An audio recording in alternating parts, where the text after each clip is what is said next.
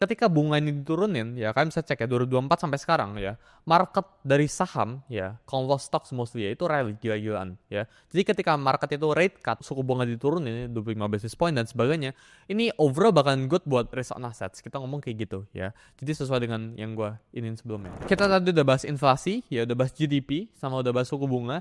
Sekarang unemployment rate alias non-farm payroll ya. Jadi unemployment rate ya itu tentang usia produktif, berapa persen orang yang sedang bekerja atau berapa persen orang yang pengangguran ya. Di saat baik orang bekerja alias unemployment rate ini rendah sekali ya. Unemployment kan orang yang tidak bekerja gitu ya. Atau employment rate itu tinggi sekali.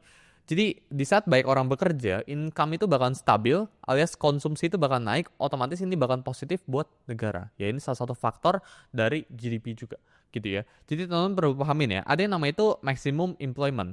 Maximum employment ini ketika teman-teman itu semua orang di dalam suatu negara ya itu udah kondisi itu udah bekerja.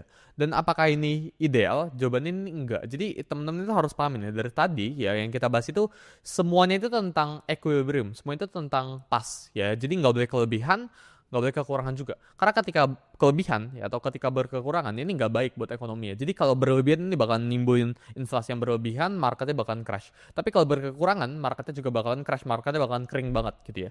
Jadi kita harus paham ya di makroekonomi ini tentang keseimbangan.